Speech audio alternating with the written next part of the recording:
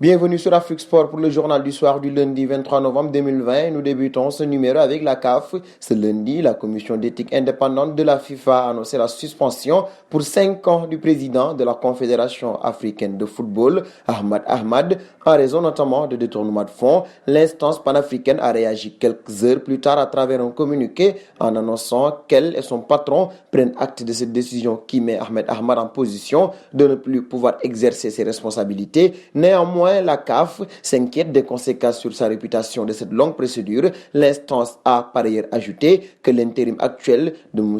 Constant Selemani Omari comme président de la CAF est de fait prolongé. Le Congolais avait été nommé la semaine dernière suite au test positif au coronavirus d'Ahmad Ahmad. Un saut en Algérie désormais avec François Cicolini. Dans un communiqué paru, le SM Alger a annoncé le licenciement de son entraîneur pour faute grave. L'ancien entraîneur du Gazélec Ajaccio et de Bastia ne s'étant pas présenté devant les officiels lors de la cérémonie de remise des trophées. Une nouvelle frasque a ajouté à la collection de François Cicolini, bien connu en France pour ses multiples frasques et son franc-parler. Dernier point Afrique avec le cas Nicolas Pepe. L'Ivoirien a passé une mauvaise soirée ce dimanche.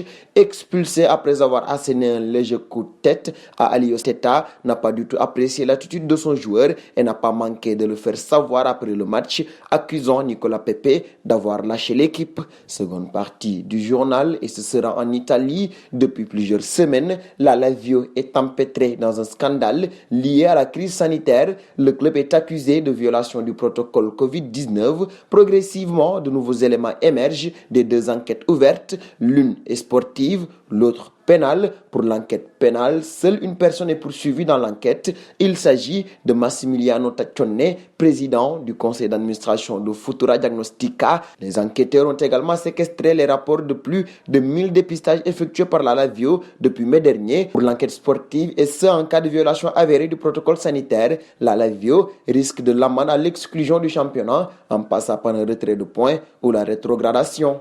Et nous passons au dossier Lionel Messi. Ce dernier pourrait bel et bien rejoindre Manchester City pour le convaincre totalement et lui donner les garanties qu'il aurait demandées. Pep Guardiola s'activerait en coulisses pour prolonger Raheem Sterling et Kevin De Bruyne, deux joueurs clés de son futur projet. Et ce lundi, la Quattro a apporté davantage de précisions sur le dossier Lionel Messi. Et d'après le média espagnol, le capitaine et numéro 10 du FC Barcelone serait de plus en plus proche de rejoindre Manchester City, alors qu'un agent du fisc espagnol serait entré dans son avion à son atterrissage. Lionel Messi serait sorti de ses gonds, une information déjà révélée par Fred Hermel ce dimanche. Le départ semble donc proche. Dernier point du jour avec Marco Verratti. Le quotidien L'équipe nous raconte aujourd'hui une anecdote plutôt sympathique sur le milieu de terrain parisien et son entraîneur Thomas Tuchel. L'affaire remonte à un samedi de novembre en 2018, quelques jours avant un match décisif face au grand Liverpool. Alors, en boîte de nuit, Marco Verratti avait donc eu la mauvaise surprise de tomber sur son coach qui n'a pas apprécié. Ce n'est pas sérieux Marco, je te remplace pour te reposer parce qu'il y a Liverpool mercredi, avait reproché Tuchel à son joueur,